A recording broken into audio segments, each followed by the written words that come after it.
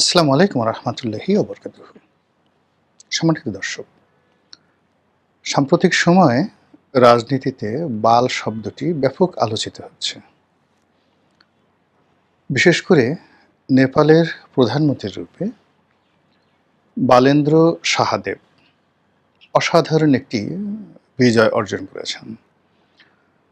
মাত্র ৩৫ থেকে ৩৬ বছর বয়স্ক একজন সঙ্গীত শিল্পী, যিনি নেপালে যে সাম্প্রতিক জেনজির বিপ্লব হলো অনেকটা বাংলাদেশের মতন করে, এবং যে বিপ্লবে দীর্ঘদিনের একটি দল, একটি সরকার, তাদের একটা পার্মানেন্ট ড্যামেজ হয়ে তরুণদের একটি সরকার প্রতিষ্ঠিত হলো, এবং সেই তরুণদের সরকারের যিনি নেতৃত্বে এলেন তিনি বালেন্দ্র সাহাদেব।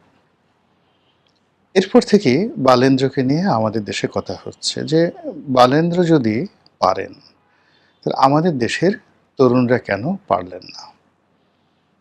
অনেকে বলার চেষ্টা করছেন যে নেপালের মতো একজন বালেন্দ্র কেন আমাদের দেশে এলো না। এমনিতে আমাদের দেশে আসলে বাল শব্দটি নেতিবাচক অর্থে ব্যবহৃত হয়, কিন্তু বাংলায় যে বাল, এটির যে অর্থ, এটি কিন্তু অত্যন্ত অসাধারণ একটি অর্থ, এবং এটি কিন্তু হিন্দি শব্দ নয়, এটি বাংলাদেশের যে আদি বাংলা ভাষা, সে আদি বাংলা ভাষার একটা অন্যতম মৌলিক শব্দ। যেমন আমরা বলি না বাল খেলল, মানে বালকদের খেলাধুলা।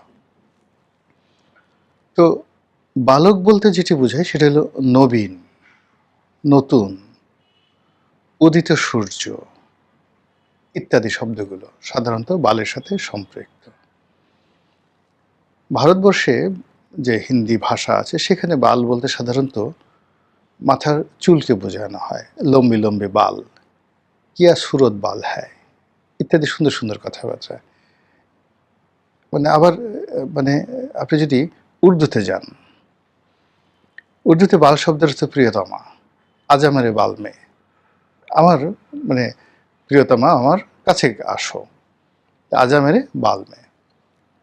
কিন্তু আমাদের দেশে কি হলো, একটা সুন্দর একটি শব্দ, সেটিকে আমরা এমন বাজে বানিয়ে ফেলেছি যে এই শব্দটি যে কোনো মানুষের সামনে, যে কোনো মানুষের সামনে, যে কোনো মানুষকে উদ্দেশ্য করে যদি এই কথাগুলো বলা হয়, মানুষের মেজাজ ঠিক থাকবে না।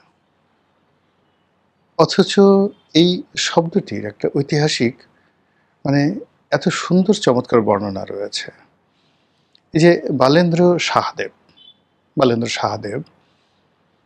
এই ঘটনার যে ব্যাখ্যা আমরা বললাম যে আমাদের দেশে কেন একজন বালেন্দ্র হলো না, এটি নিয়ে আলোচনা করব। কিন্তু তার আগে সাম্প্রতিক সময় একটা ভিডিও দেখলাম যে একটা সময়টিতে হাজার হাজার বছর ধরে আরব, পারস্য, জেরুজালেম, এখনকার যেটা জেরুজালেম, এর বাইরে লেবানন, সিরিয়া, পশ্চিম তীর, নাবলুস, এই বিশাল যে এলাকা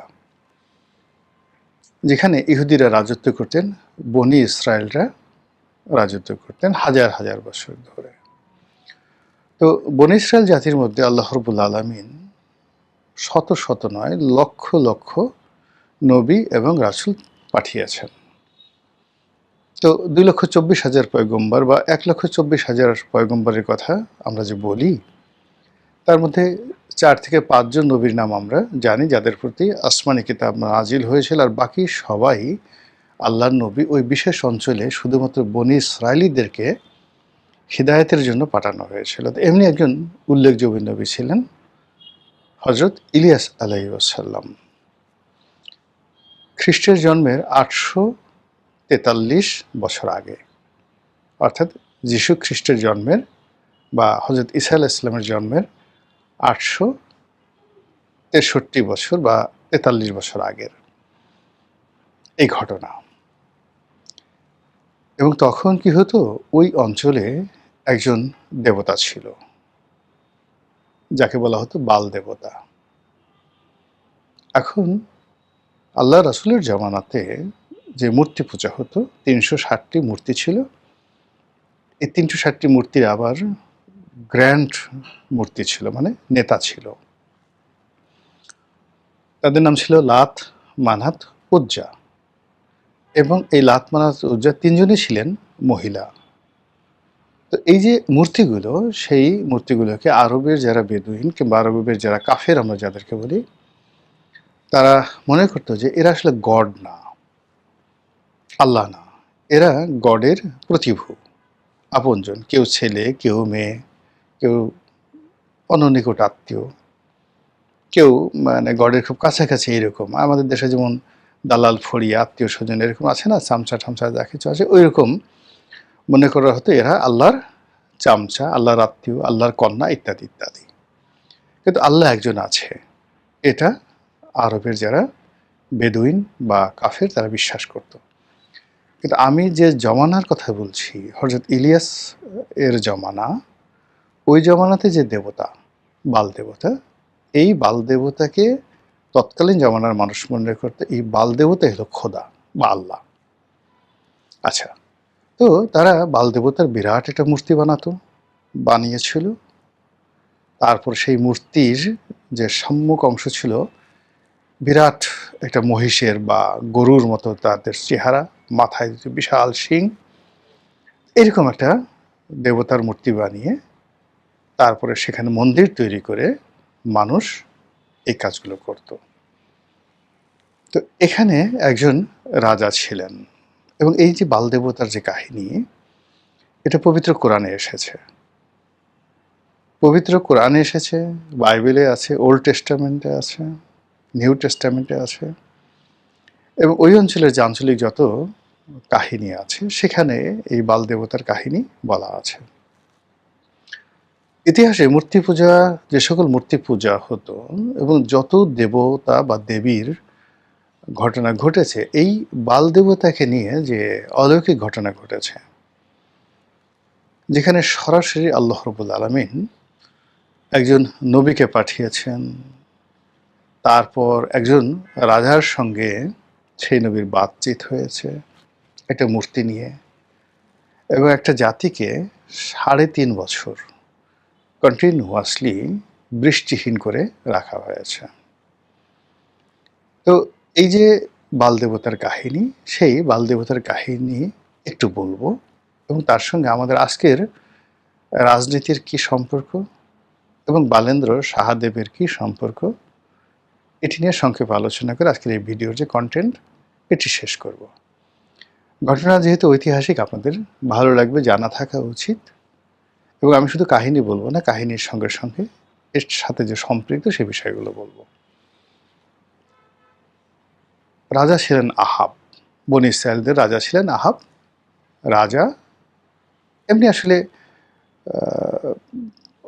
রাজা, অন্য রাজারা যা হয় ওরকমই, মদ খেতেন, জুয়া খেলতেন, আনন্দ ফুর্তি করতেন, কিন্তু নিজেকে কখনো খোদা দাবি করতেন না। কিন্তু তিনি যে বিয়ে করলেন মহিলাকে, সেই মহিলা ছিলেন মানে রাস, যিনি সম্রাজ্ঞী, তিনি ছিলেন বাল দেবতার পূজারী। অন্য একটা রাষ্ট্র থেকে তাকে আনা হয়েছিল। তো তিনি এসে সেই বনী ইসরায়েলদের মধ্যে এই বাল দেবতার পূজা তিনি শুরু করলেন। এবং মানুষ যেটা হয় দেখবেন যে পূজার মধ্যে একটা আনন্দ আছে, ফুর্তি আছে, তারপরে একটা উৎসব আছে, এবং এটাকে কেন্দ্র করে বনী ইসরায়েলরা ভীষণ রকম একটা উৎসবে মেতে উঠল। এবং তারা নিজেদের যে কামনা বাসনা এগুলো পাওয়ার জন্য বাল দেবতার কাছে অনেক কিছু নিবেদন করতে, এমনকি বৃষ্টির মৌসুমে যখন বৃষ্টি হতো না,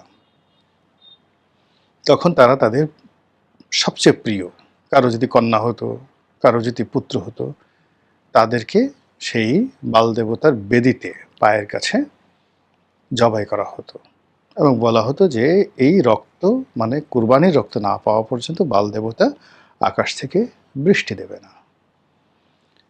তো এই যে অনাচার, এই যে অবিচার, এই যে শিরক, এই যে বিদাত, এটা বন্ধ করার জন্য আল্লাহর পক্ষ থেকে হযরত ইলিয়াস আলাইহিস সালাম সেই রাজা আহাবের কাছে গেলেন। রানী শুনলেন এবং তারা হেসে উড়িয়ে দিলেন, এবং যত কথা বাল দেবতার বিরুদ্ধে বলা হলো তারা তাকে দূর দূর করে তাড়িয়ে দেওয়ার চেষ্টা করলেন। হযরত ইলিয়াস আলাইহিস সালাম তিনি আল্লাহর হুকমে বললেন যে, আমি বলে গেলাম আগামী ৩ বছর কোনো বৃষ্টি হবে না। তোমরা তোমাদের বাল দেবতার মাধ্যমে পারলে এই বৃষ্টির ব্যবস্থা করো।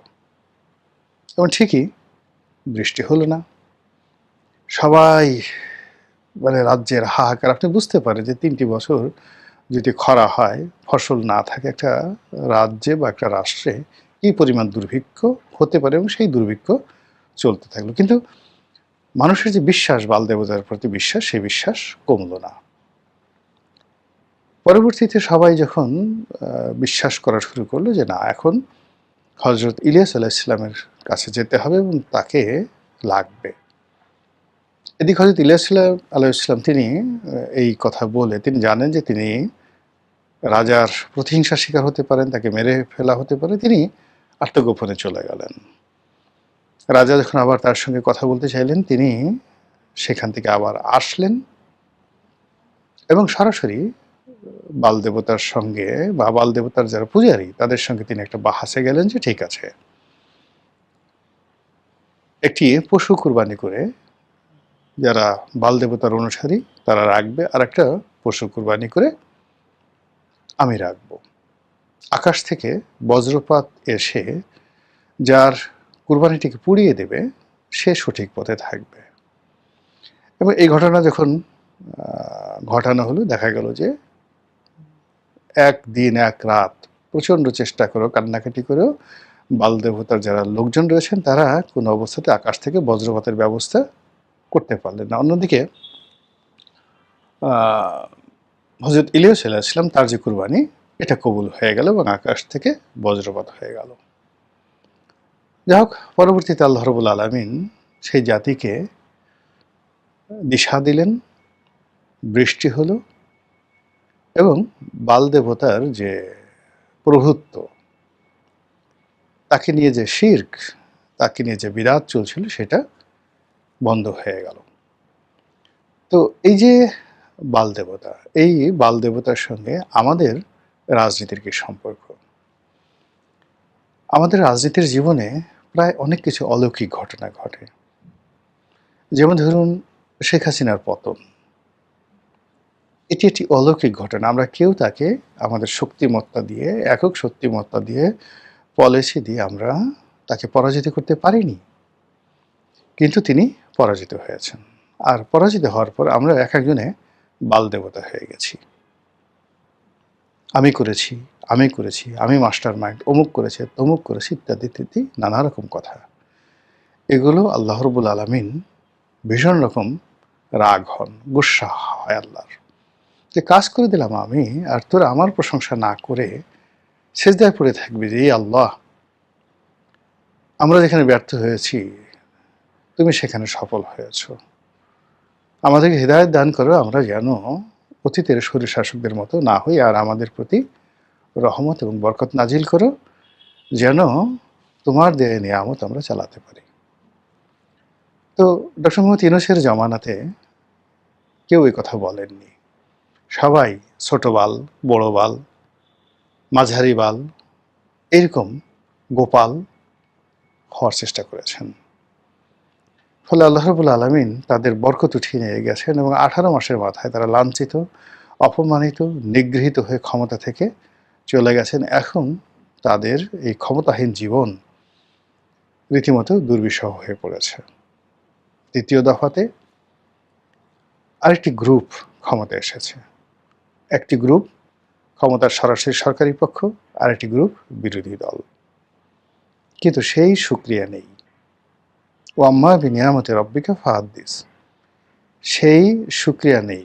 তারা সবাই যার যার জায়গাতে, আমি ইয়া করেছি, আমি ওয়া করেছি, আমি কিউ করেছি, আমি কিয়া করেছি, এ সকল কীর্তি কাহিনী তারা প্রচার করা শুরু করছেন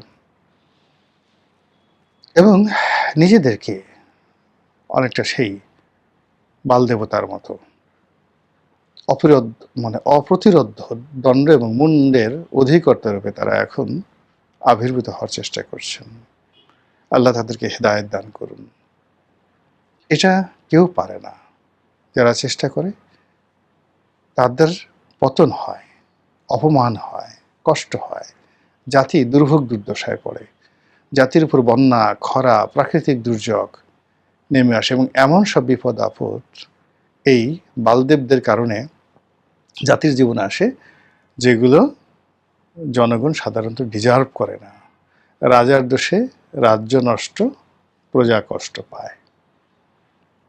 এই কাহিনী যেভাবে ধর্মীয় গ্রন্থগুলোতে বর্ণনা করা আছে, আমি শুধুমাত্র এই ভিডিওর মাধ্যমে আপনাদেরকে স্মরণ করিয়ে দিলাম।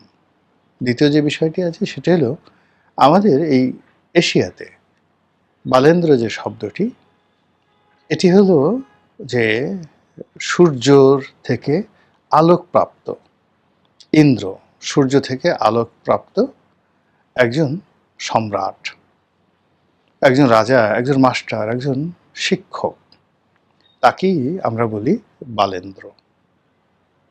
আর শুধুমাত্র যে বাল সেটি হলো একেবারে নবীন, ওরে নবীন ওরে কাঁচা, এরকম যে আমাদের যে কবিতা রয়েছে সেই রকম। মহান আল্লাহ আমাদের সবাইকে হেদায়েত দান করুন এবং হেফাজত করুন। আসসালামু আলাইকুম ওয়া রাহমাতুল্লাহি ওয়া বারাকাতুহু।